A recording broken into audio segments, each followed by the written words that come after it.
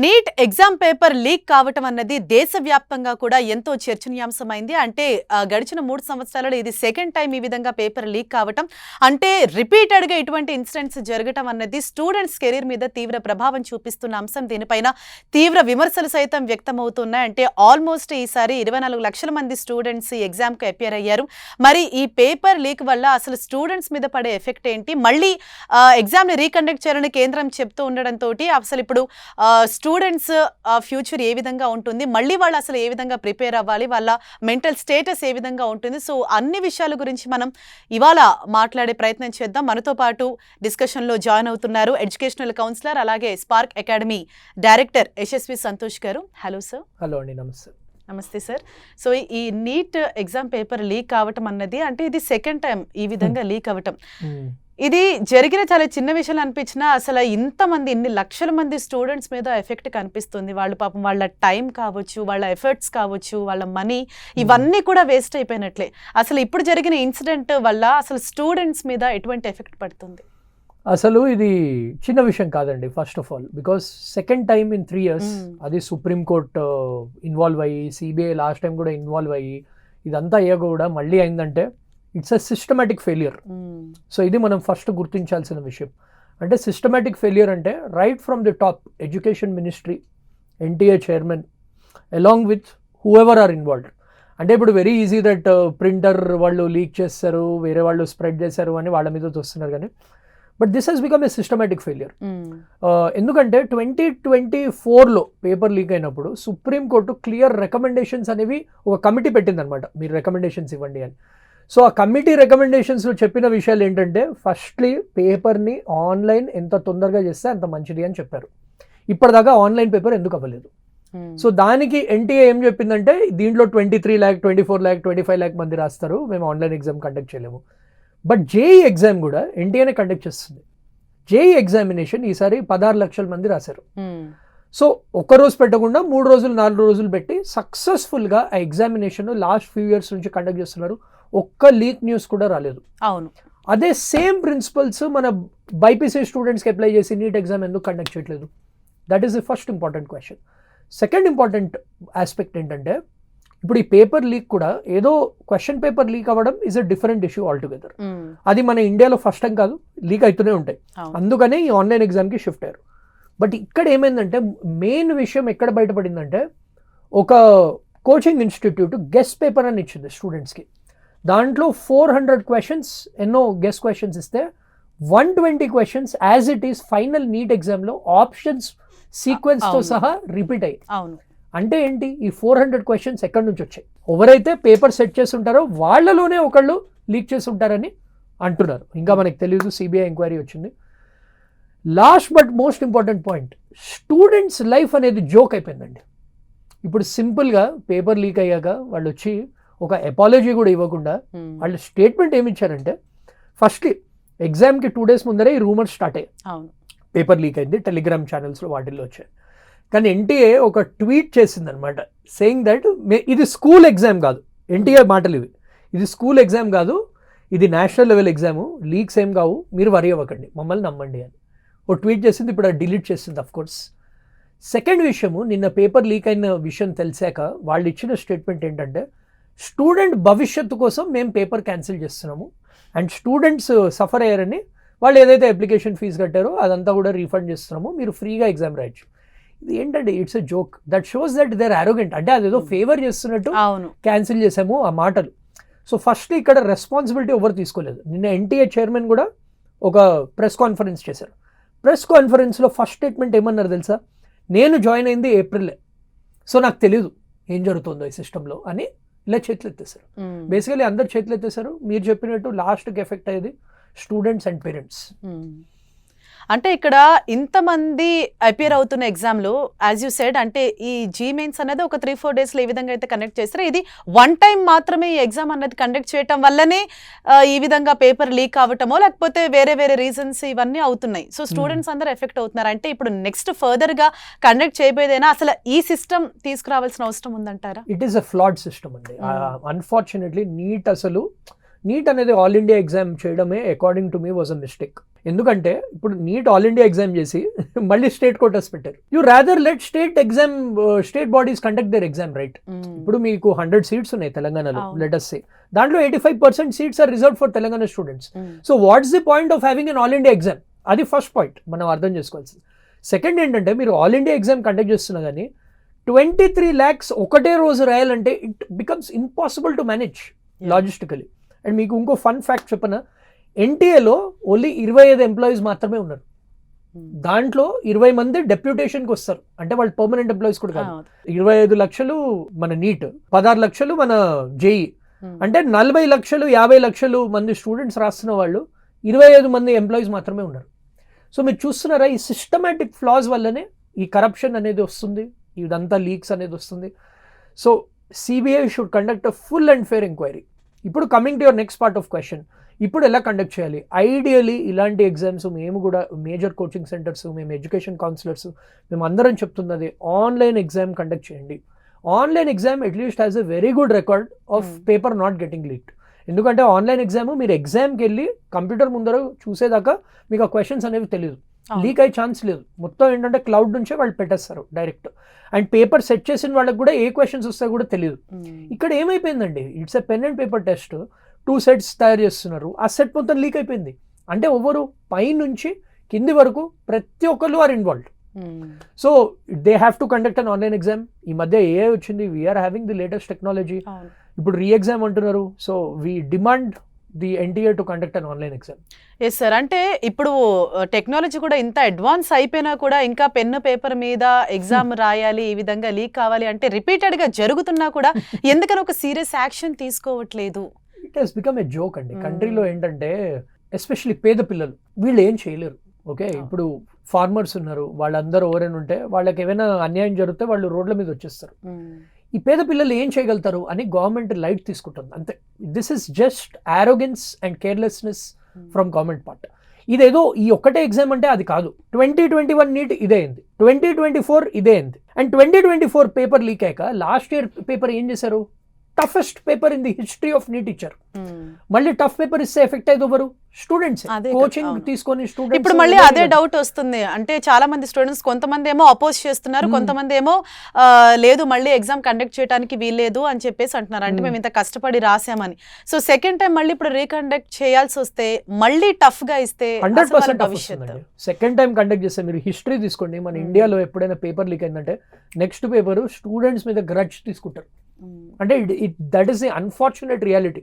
ఎటువైపు చూసినా students are getting affected. స్టూడెంట్స్ని అసలు యునో సరిగ్గా ట్రీట్ చేయట్లేదు ఏ ఏజెన్సీ అయినా.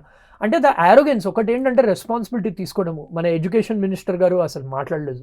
అండ్ మన ఎన్టీఏ చీఫ్ ఏమో నేను ఏప్రిల్ జాయిన్ అయ్యాను నాకు తెలీదు అంటారు. అండ్ వాళ్ళేమో ఆరోగెంట్గా మాది స్కూల్ ఎగ్జామ్ కాదు. స్కూల్ ఎగ్జామ్స్ బెటర్ కదండి, మీరు ఏదైనా స్కూల్ ఎగ్జామ్స్లో లీక్స్ అని చూస్తారా? ఒకవేళ మీ వల్ల అవ్వట్లేదు అనుకోండి, స్టేట్ గవర్నమెంట్స్ని కండక్ట్ చేసుకోమనండి. మనకి ఎంసెట్ ఎగ్జామ్ లాస్ట్ 7-8 years నుంచి ఆన్లైనే ఉంది, సక్సెస్ఫుల్గా మంచిగా కండక్ట్ చేస్తున్నారు ఎగ్జామ్స్. మన వేరే లోకల్ కాంపిటేటివ్ ఎగ్జామ్స్ కూడా అన్ని ఆన్లైన్ టెస్ట్ మంచిగా కండక్ట్ చేస్తున్నారు. So give it to state level when you have 85%. ఇది అనవసరంగా కాంప్లికేట్ చేసి యునో ఆరోగెంట్గా ఉండి యునో ఆ సిస్టమేటిక్ చేంజెస్ తీసుకురాకుండా స్టూడెంట్స్ని చాలా ఇబ్బంది పెడుతున్నారు. సో జనరల్గా అంటే ఈ నీట్ ఎగ్జామ్ అంటేనే చాలా టఫ్ అండ్ కాంపిటీషన్ కూడా చాలా హెవీగా ఉంటుంది, చాలా కష్టపడి చదవాలి స్టూడెంట్స్. ఈ కోచింగ్ సెంటర్స్లో ఫీజులు కట్టి ఇవన్నీ వాళ్ళు వెళ్ళి వస్తూ ఉంటారు. అంటే మళ్ళీ ఇప్పుడు రీకండక్ట్ చేయడం వల్ల ఇక్కడ ఎవరికి బెనిఫిట్, ఎవరికి చాలా లాస్ అంటే ఏం చెప్తారు? అందరికీ లాసే అండి, టు బి వెరీ ఆనెస్ట్. అంటే మంచిగా రాసిన వాళ్ళు రాయకపోయినా కానీ అందరికీ లాసే. ఎందుకంటే మోర్ దెన్ ఎనీథింగ్ ఇప్పుడు good students are always good students. అంటే they can make a comeback. Over affect అవుతారంటే ఎవరికైతే చాలా మంచి మార్క్స్ వచ్చాయి and they have to start again, వాళ్ళ మీద ఎక్స్ట్రా ప్రెషర్ ఉంటుంది. సెకండ్ ఆస్పెక్ట్ ఎవరైతే యావరేజ్ స్టూడెంట్స్ ఉన్నారు, నేను చెప్పినట్టు పేద విద్యార్థులు will be the most affected. ఎందుకంటే వాళ్ళ కోచింగ్ ఇది ఉండదు. ఇప్పుడు ఎవరైతే కోచింగ్ సెంటర్స్ వాళ్ళు జాయిన్ అయ్యారో వాళ్ళు ఇంకో క్రాష్ కోర్స్ పెడతారు, అది చదువుతారు, they will get back on track. What about people who are not able to afford it? ఇప్పుడు రాసే 23 lakh స్టూడెంట్స్లో 20 lakh మంది పేద విద్యార్థులే. సో వాళ్ళ ఫ్యామిలీస్ మొత్తం కూడా ఎఫెక్ట్ అయ్యాయి. బట్ ఇప్పుడు నేను ఒకటే చెప్పేది ఏంటంటే, ఇప్పుడు ఇంకా మనకి రీ ఎగ్జామ్ డేట్స్ రాలేదు, మోస్ట్లీ 1.5 month టైంలో పెడతారు. మీరు ప్రిపరేషన్ మళ్ళీ స్టార్ట్ చేయండి. But you should understand it's a competitive exam. So అందరూ ఎఫెక్ట్ ఉన్నారు, ఇట్స్ నాట్ జస్ట్ యూ. అందరూ సేమ్ పేజ్లో ఉన్నారు, అందరిది ఎఫెక్ట్ అయింది. So give your best and be ready for a tough paper అని నేను చెప్తున్నాను. అంటే సార్ ఎస్పెషల్లీ ఇప్పుడు స్టూడెంట్స్ మైండ్ సెట్ అనేది ఏ విధంగా ఉండాలి, వాళ్ళు నెక్స్ట్ ఎగ్జామ్ కి అసలు ఏ విధంగా వాళ్ళు ప్రిపేర్ అవ్వాలి, ఎందుకంటే ఇప్పుడు చాలా డిస్టర్బెన్సెస్ లో ఉన్నారు అంతా. అవునండి. ఒక ఎగ్జామ్ రాసి కష్టపడి మళ్ళీ ఈ విధంగా ఒక డిస్టర్బెన్స్ క్రియేట్ అయింది. సో నెక్స్ట్ ఏ విధంగా వాళ్ళు ప్రిపేర్ చేసుకోవాలి? Just accept the fact that system is corrupt.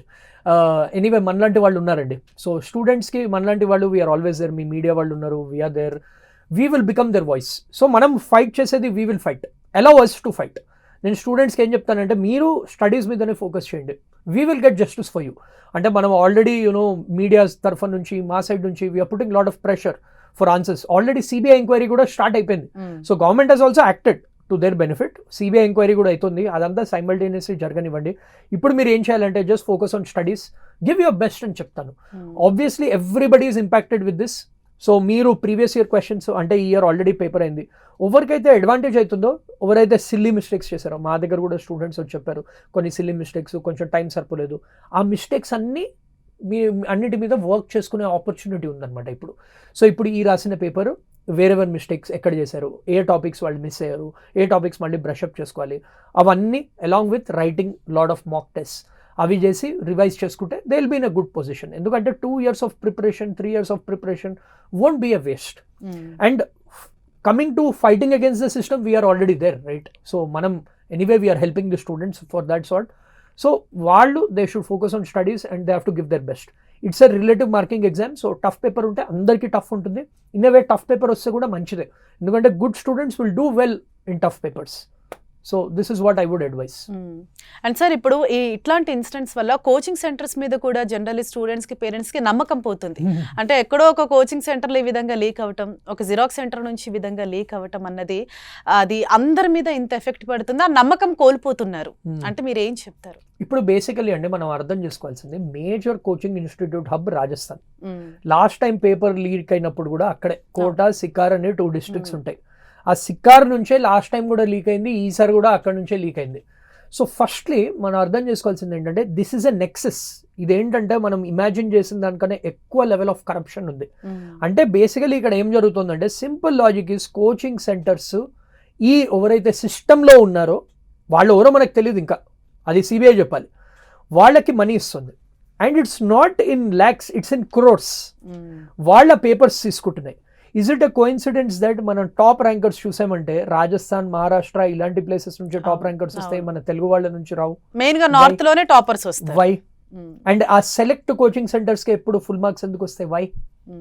So ఇదంతా ఇట్స్ ఎ నెక్సెస్. సో వాళ్ళు ఏం చేస్తున్నారు, వీళ్ళ కరప్ట్ ఒఫీషియల్స్ ఆర్ ఇప్పుడు బేసికలీ పేపర్ ఎన్టీఏ సెట్ చేస్తుంది, దానికి ఒక కమిటీ పెడతారు, కొందరు లెక్చరర్స్ వాళ్ళు సెట్ చేస్తారు పేపర్, వాళ్ళలో ఒకళ్ళు లీక్ చేసి ఉండొచ్చు. ఆర్ ప్రింటర్ దగ్గర వచ్చినప్పుడు అక్కడ ఇన్వాల్వ్ అయిన ఒఫీషియల్ వాళ్ళలో ఒకళ్ళు లీక్ అవ్వచ్చు. సో ఇలాంటివి అయినప్పుడు ఏంటంటే it is very very important to understand ఎక్కడి నుంచి ఆ లీక్ అయింది, ఎక్కడ ఇన్వాల్వ్ ఉన్నారు, వాళ్ళందరినీ పట్టుకుని వాళ్ళకి లైఫ్ ఇంప్రిజన్మెంట్ ఇవ్వాలని మేము చెప్తున్నాం అనమాట. సో ఈ కోచింగ్ సెంటర్స్ కూడా మేము అదే అంటున్నాం, మేము కూడా కోచింగ్ సెంటర్, కానీ ఎవరైతే ఇన్వాల్వ్ ఉన్నారో వాళ్ళకి strict and harshest of punishment ఇవ్వాలి. ఇప్పుడు ఈ ఇన్సిడెంట్ వల్ల అంటే ఎన్టీఏ నుంచి అంటే వాళ్ళ హ్యాండ్ ఓవర్ నుంచి ఇది బయటకు వచ్చేసేయాలి, నీట్ కండక్ట్ చేయటం అన్నది కూడా చాలా మంది రైజ్ చేస్తున్న పాయింట్. సో ఆ కేసులో ఎవరు కండక్ట్ చేయాలి, ఎవరు మానిటర్ చేయాలి స్ట్రిక్ట్ గా అంటారు? ఇప్పుడు ఎన్టీఏ కాకపోతే ఇప్పుడు పేరు మార్చి ఇంకో ఆర్గనైజేషన్ అన్నా కానీ it is still covering up the systematic failures. So ఇప్పుడు చూడండి, పేపర్ లీక్ అనేది ఫస్ట్ టైం అవ్వలేదు. బీజేపీ గవర్నమెంట్ అనే కాదు, కాంగ్రెస్ గవర్నమెంట్ అప్పుడు అయింది, దాని ముందర కోalition గవర్నమెంట్ ఉన్నప్పుడు కూడా పేపర్ లీక్స్ అనేవి అయ్యాయి. సో ఈ పేపర్ లీక్ అయినప్పుడు అసలు పేపర్ లీక్ ఎందుకు అవుతుంది, ఎవరు కాంప్రమైజ్డ్ ఉన్నారు? అండ్ ఫస్ట్లీ మనం పేపర్ లీక్ అని చూస్తాం, ఎంతమందిని పట్టుకుంటున్నారండి చెప్పండి. ఇప్పుడు ఏదో పేపర్ ఎవరైతే స్ప్రెడ్ చేశారో ఆ పేపర్ వాళ్ళని పట్టుకున్నారు. కీ కల్ప్రిట్ 2024 పేపర్ లీక్ అయింది, సుప్రీంకోర్టు దాకా వెళ్ళింది, ఇప్పటిదాకా main culprit has not been caught. ఎవరైతే పైసలు ఇచ్చారో వాళ్ళకు కూడా జైలు శిక్ష రాలేదు. అంటే ఏంటి, you are not setting an example. ఇప్పుడు ఏదైనా క్రైమ్ అయిందంటే you have to set an example. అంటే వాళ్ళని మంచి స్ట్రిక్ట్ పనిష్మెంట్ ఇచ్చారంటే నెక్స్ట్ టైం ఎవరైనా 10 times ఆలోచిస్తారు. I'm saying give them life imprisonment. ఎవరైతే ఇన్వాల్వ్ ఉన్నారో కోచింగ్ సెంటర్స్ అయినా, ఎవరైతే పేపర్ కొనుక్కున్నారో, ఎవరైతే పేపర్ ఫార్వర్డ్ చేశారో అందరికీ కఠినమైన శిక్ష పడాలి. అంటే సార్ జనరల్లీ ఇట్లాంటి ఇన్సిడెంట్ జరిగినప్పుడు పేపర్ లీక్వి ఇంతకు ముందు కూడా అంటే ప్రభుత్వాలు మాత్రం ఆ టైంకి కొంత ఏదో హడావిడి చేసేసి ఎంక్వైరీ చేస్తున్నాము, శిక్ష పడేలా చేస్తాం, స్టూడెంట్ భవిష్యత్ ఇంపార్టెంట్ ఇవన్నీ చెప్తారు. కానీ లాస్ట్కి ఏమీ అవ్వదు. అంటే అప్పుడంత సీరియస్ యాక్షన్ తీసుకొని మళ్ళీ లైట్ తీసేసుకొని మళ్ళీ ఇట్లాంటి ఇన్సిడెంట్ రిపీట్ అవుతుంది అని అంటే అక్కడ కొంత నెగ్లిజెన్స్ ఉంది, వాళ్ళంతా పట్టించుకోవట్లేదనే అనిపిస్తుంది చాలా వరకు. అవును, 100% అండి. అంటే ఇప్పుడు చూడండి, కోర్ట్స్ కూడా they have to take very strict action. ఇప్పుడు ఒక టెర్రర్ అటాక్ అయింది అనుకోండి, రైట్? టెర్రర్ అటాక్ వల్ల ఏంటి, ప్రాణాలు పోతాయి, lives are affected. This is no less than a terror attack on students. You are playing with lives of that 25 lakh students and their families. అంటే అది కోట్లలో ఉంటుంది ఆ number, 25 lakh students along with their families. So how is this less than terrorism? అసలు supreme court కూడా action ఎందుకు తీసుకోవట్లేదు? Just ఒక కమిటీ పెడతారు, రికమెండేషన్స్ అంటారు. ఆ రికమెండేషన్స్ ఇచ్చారు 2024 తర్వాత. Why are these recommendations not implemented? వాళ్ళు అన్నారు ఆన్లైన్ టెస్టే సొల్యూషన్, బట్ వాళ్ళు ఏమన్నారు, ఆన్లైన్ టెస్ట్ ఫీజిబుల్ కాదు. ఎందుకు ఫీజిబుల్ కాదండి?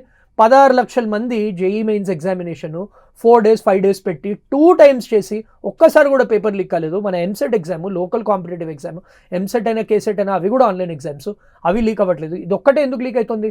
So you can easily implement it. 4 days కాకపోతే 6 days పెట్టండి, నార్మలైజేషన్ పెట్టండి. దానివల్ల స్టూడెంట్స్కి బెనిఫిట్ అవుతుంది, వాళ్ళకి తొందరగా రిజల్ట్స్ వస్తాయి. ఇంకొకటి ఏంటంటే, ఇప్పుడు లాస్ట్ ఇయర్ పేపర్ లీక్ కాలేదు, కానీ మన ఇంజనీరింగ్ కౌన్సిలింగ్ వే అహెడ్ అయిపోయింది counselling compare to BiPC students. మనకి లాస్ట్ ఇయర్ నీట్ కౌన్సిలింగ్ అనేది అక్టోబర్ దాకా వెళ్ళింది కౌన్సిలింగ్, అండ్ మన ఇంజనీరింగ్ స్టూడెంట్స్కి 2 months అయిపోయింది కూడా academic year. So where are we heading? So it has become a joke basically. So ఎవరు కండక్ట్ చేసినా ఇది చేసినా ఆ సిస్టమేటిక్ చేంజెస్ తీసుకురాకపోతే it will be very difficult. And ఇలాంటివి అవుతాయి. అండ్ సార్ ఇప్పుడు ఏదైతే నెంబర్ ఉందో అంటే 24 lakh కానీ 25 lakh స్టూడెంట్స్ ఎవరైతే అపియర్ అయ్యారో ఇప్పుడు మళ్ళీ ఎగ్జామ్ రీకండక్ట్ చేస్తే మళ్ళీ అంతే స్టూడెంట్స్ అపియర్ అవుతారని మీరు అనుకుంటున్నారా? కొంతమంది అందులో నుంచి డ్రాప్ అయ్యే ఛాన్సెస్ ఉన్నాయంటారు? మోర్ ఆర్ లెస్ ఇప్పుడు ఎప్పుడైనా రీ ఎగ్జామ్ కండక్ట్ చేసినప్పుడు వేరే ఎగ్జామ్స్ కూడా మేము అబ్జర్వ్ చేసింది ఏంటంటే more or less similar number of applicants ఉంటారు, +or -10,000-20,000 here and there. But again, the bigger picture is ఎంతమంది సీరియస్లీ ప్రిపేర్ అయ్యి దే విల్ రైట్. అంటే ఇప్పుడు what we're demanding NTA is ఇప్పుడు వచ్చిన result as well as next paper conduct చేసిన result మీరు average తీసుకోండి, స్కోర్ ఎంత వచ్చిందో మీకు తెలుస్తుంది, ఎంత ఎఫెక్ట్ అయ్యారు స్టూడెంట్స్. దాన్ని బట్టి మీరు కట్ ఆఫ్స్ అనేవి జడ్జ్ చేయండి ఆఫ్ కాలేజెస్ అని మేము చెప్తాం. ఇప్పుడు మీరు ఏదైతే చెప్తున్నారో నెక్స్ట్ కూడా ఇంత సీరియస్ మానిటరింగ్ ఉంటుందని అనుకుంటున్నారా? అంటే ఈ విధంగా కంపేర్ చేయటం కావచ్చు, వాళ్ళ గురించి ఆలోచించి మళ్ళీ ప్రిపేర్ చేయటం కావచ్చు, ఇవన్నీ ఉంటుందంటారా? అసలు నేను చెప్పినట్టు జనరలీ ఏంటంటే solution for these exam governing bodies is ఎప్పుడైనా పేపర్ లీక్ అయిందంటే నెక్స్ట్ పేపర్ చుక్కలు చూపిస్తారు. అంటే టఫెస్ట్ పేపర్ సెట్ చేస్తారు that even lecturers like us can't solve. అలాంటిది ఇస్తారు basically. So that way paper leak అయినా కానీ ఎవరు సాల్వ్ చేయలేరు అన్నట్టు చెప్తారు. But that is just temporary fix.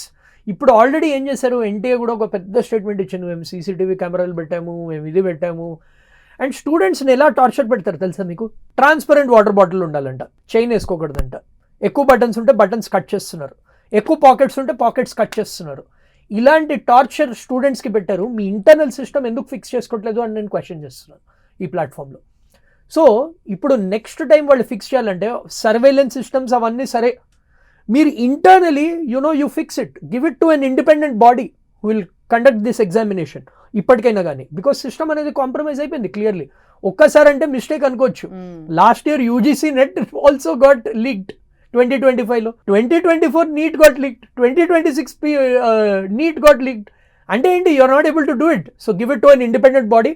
So I hope CBI finds and ensures fair and transparent exams. Sir అంటే ఇట్లా రిపీటెడ్గా పేపర్ లీక్ అయిన తర్వాత ఏదైతే మీరు చెప్పినట్టు టఫెస్ట్ పేపర్ ఇస్తారని చెప్పేసి అంటే దాని మీద ఎవరు వాయిస్ రైజ్ చేయరా? అంటే ఈవెన్ దో వాళ్ళకు కూడా తెలుసు కదా, అంటే ఇంత టఫ్గా వచ్చిందని అంటే ఇది ఖచ్చితంగా స్టూడెంట్స్ మీద చాలా ఎఫెక్ట్ పడుతుంది.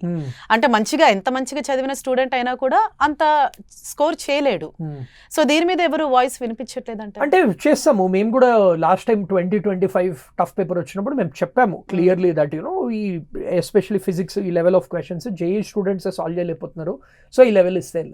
బట్ ఎన్టీఏ లాజిక్ ఏంటంటే, ఎగ్జామ్ గవర్నింగ్ బాడీ లాజిక్ ఏంటంటే, ఇట్స్ ఎ రిలేటివ్ ఎగ్జామ్. అంటే ఇప్పుడు టాపర్ బట్టి మార్క్స్ ఉంటాయి.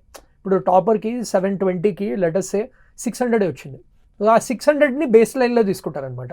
సో ఇప్పుడు నాకు 480 వచ్చినా కానీ it means I'm doing good. అంటే కంపేర్ టు టాపర్ కొన్ని మార్క్స్ తక్కువ కాబట్టి I can still get in government medical college. So paper tough వచ్చినప్పుడు కట్ ఆఫ్స్ అనేవి కూడా తగ్గుతాయి అనమాట. సో ఎఫెక్ట్ అనేది మోరల్లెస్ ఉండదు. But as I told you, ఎవరైతే పేద విద్యార్థులు ఉంటారో హూ కాంట్ అఫోర్డ్ కోచింగ్, అలాంటి వాళ్ళకి సీరియస్ ఇంపాక్ట్ అనేది జరుగుతుంది అనమాట. అండ్ సార్ ఇప్పుడు ఈ ఎగ్జామ్ సపోజ్ ఒక 1.5-2 months లో కండక్ట్ చేసినా కూడా దాని తర్వాత ఇంకా ఏవేవి డిలే అయ్యే ఛాన్సెస్? అన్ని డిలే అవుతాయండి ఆబ్వియస్లీ. ఇప్పుడు దాని తర్వాత కౌన్సిలింగ్లో కూడా ఇట్స్ ఎ కాంప్లికేటెడ్ ప్రాసెస్. అది కూడా 85% state quota, 15% all India quota.